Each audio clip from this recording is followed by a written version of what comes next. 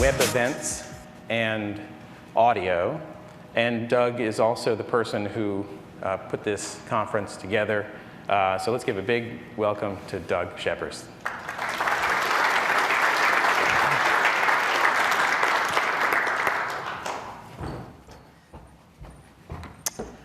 Hi, everyone. Wow, OK. I'm here to talk to you a little bit about web education, about learning how to use the web. So who here has used the web? 6, 7, 8. OK, great. That's a good start. How many of you have programmed for the web? 12, 13. This is great. All right. So you might ask yourselves, why am I listening to somebody telling me about how to learn how to do web programming? And that's because you paid however much you paid to attend this conference, and you're stuck here. So back in the ancient times, you learned the web by view source. Who here, it's morning, so we're doing some calisthenics here. You in TV land, you can also, I won't be able to see you, but who here started learning the web by using view source? Just some 60, 70% of you. OK, keep your hands up if that's still the way you learn new web technologies. OK, Tomtech, yes. OK. So it got a little more sophisticated.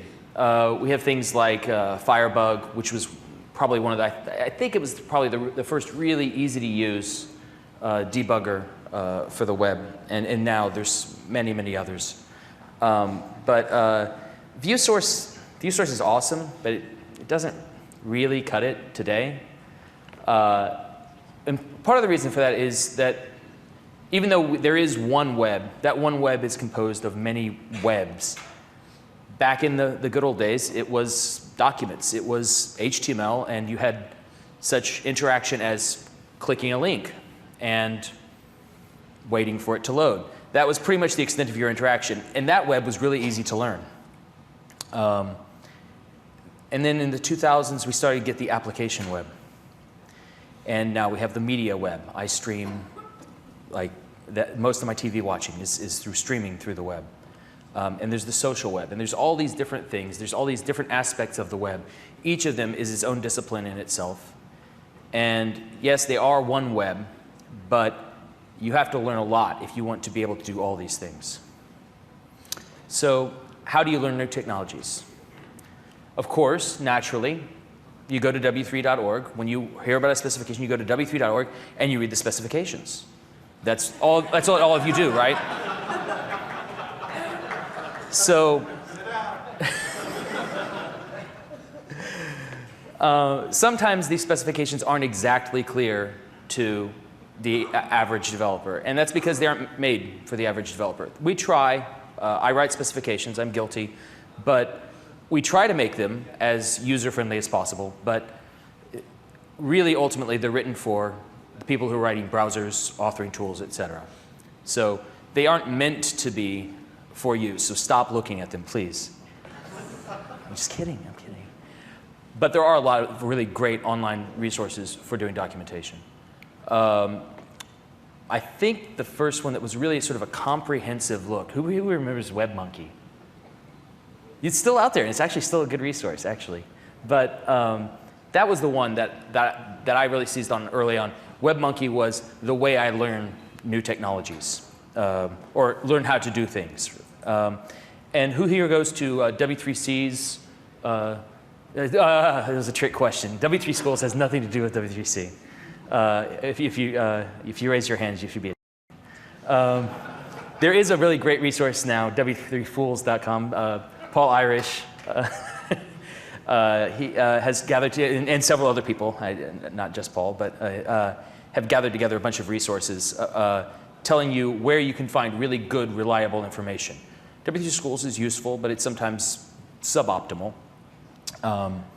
But if you go to, for example, the Opera Web Standards curriculum, or Google's from the ground up, not ground up videos, but from the ground up videos, SitePoint's got good resources. Mozilla Developer Network has great resources, probably some of the best JavaScript resources out there. And there's tons of other things. And some of these sites don't just tell you how to, what the value for, text align is, or what, they go further into depth about like how to use the before and after pseudo elements to make icons in CSS, a perverse use of CSS for which it was never intended, but nevertheless super cool. So you can learn how to do not only from these multitude of sites out on the web, you can learn not only how to do things that these technologies were meant to do, but also what they weren't meant to do but can do anyway. And those are really great resources out there. There aren't as many teaching resources. One of the things that we've learned is universities, there's a few universities that are sort of exemplars here, but most universities, if you take a CS degree, you don't learn web development in university. You might learn it at a community college or high school, but in university you learn serious programming languages like Lisp. There is one resource, and I'm sure there are many resources out there that teachers who are going to email me and tell me, you didn't say, or my resource, but one of the ones that I'm really fond of is the Web Standards Project, their Interact curriculum. So who here, has anybody here seen this? This is a really great resource. It goes through just the foundations of how to teach web technologies. And it itself doesn't contain the resources on teaching, on learning these things. It contains links that link out to all these other resources I've talked about.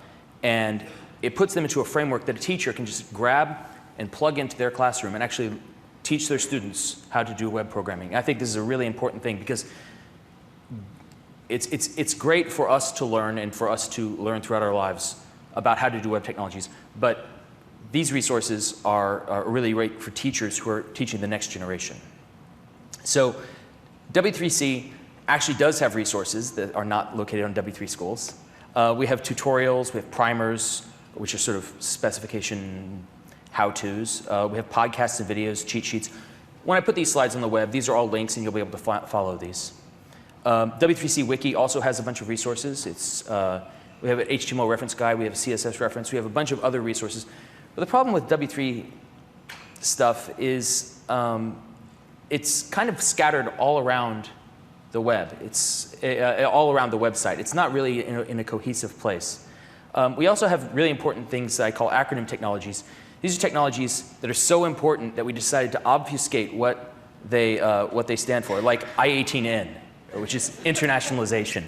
And there's a great getting started guide. It's fantastic resources on internationalization, more than you ever wanted to know, much more than you ever wanted to know about internationalization. It can be found here in a variety of ways. It's very easy to walk through. It helps you learn not only what you should do, but how you should do it, and think about things you hadn't thought before. Similarly, A11Y, which I always thought was ally, but it shows that accessibility. So we should all be allies for accessibility. But there's an education and outreach working group that's been going for many years, over a decade.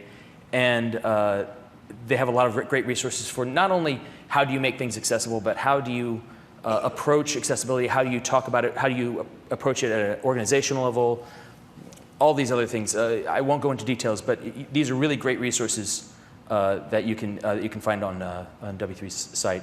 And actually, these aren't acronyms, these are numeronyms. I studied linguistics, so I have to be pretty precise there. So another one of the things that we're just launching is the Web Education Community Group. And Manu talked to you about community groups. This one's focused on learning material, not just how do you learn, but how do other people learn. It's focused on gathering together curricula, focused on getting the word out there to universities, schools, et cetera, on training, on international resources, so making these resources available in multiple languages. And this is a community group that you guys can join. The chairs are Chris Mills from Opera and Ben Friedman from Iconologic, a design firm. And this is this beautiful face is Chris Mills from Opera. And if you join, you'll encounter him quite a lot. he's going to be organizing people to do tasks to really improve these resources that we have to offer at W3.org. So you might be asking yourself, okay, I already know how to do web development.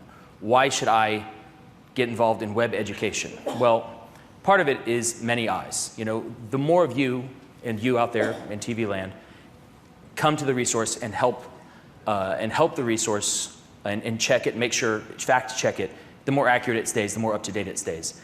You all learned from somebody, you all learned from some resources. This is a way for you to pay back. Why did I say pay it forward? I don't know, it's a movie. And also reap what you sow. Ultimately, the more of us gather together to help build these resources, the more you are going to be able to help to find resources that you need in the future. So these are all great platitudes, but really when it comes down to, all these resources are CC BY, Creative Commons Attribution License. So if you put resources on there, your name is on the W3 site, I guarantee, I 100% guarantee instant fame and fortune for anybody who helps out.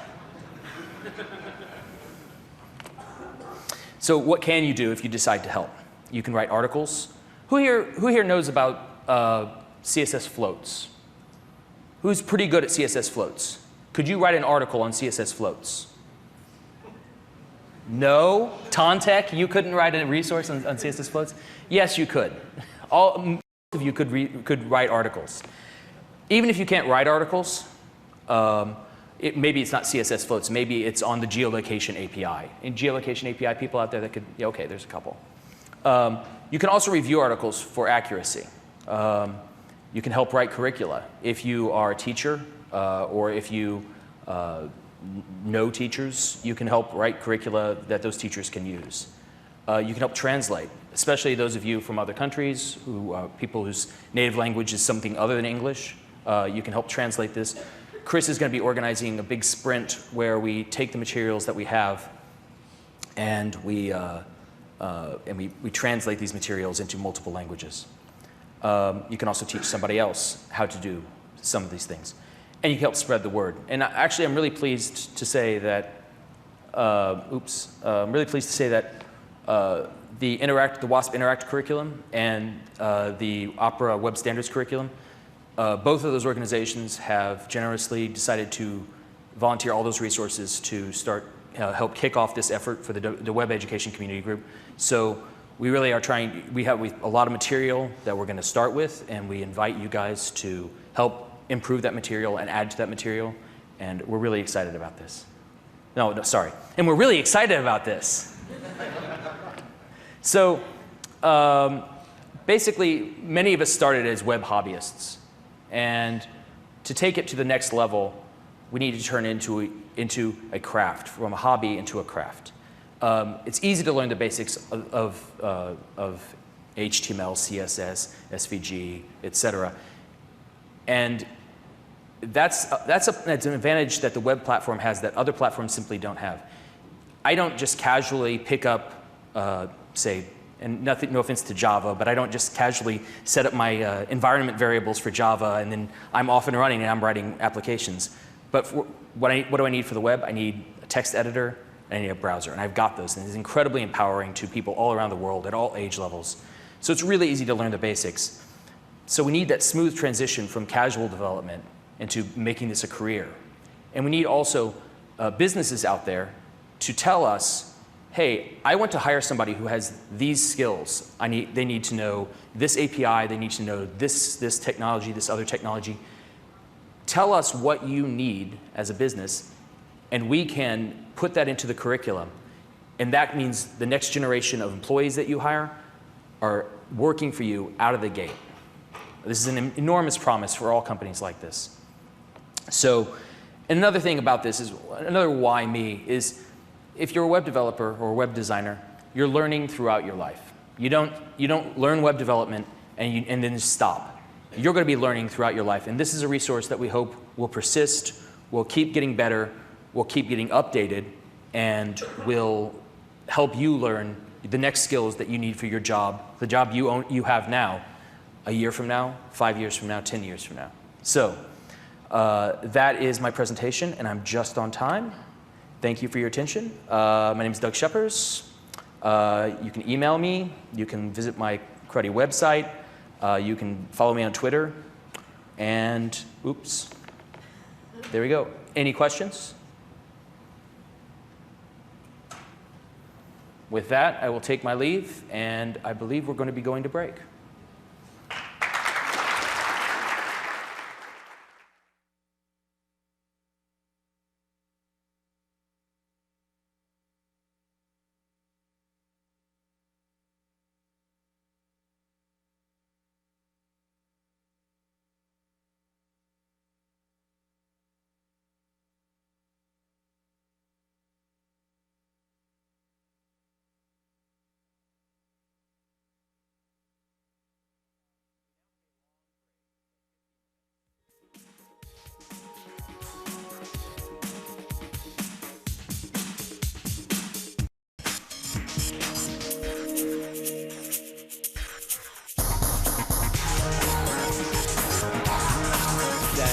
Hi, and how are you? I'm good, Doug. So, I'm going to be having this panel, this browser panel.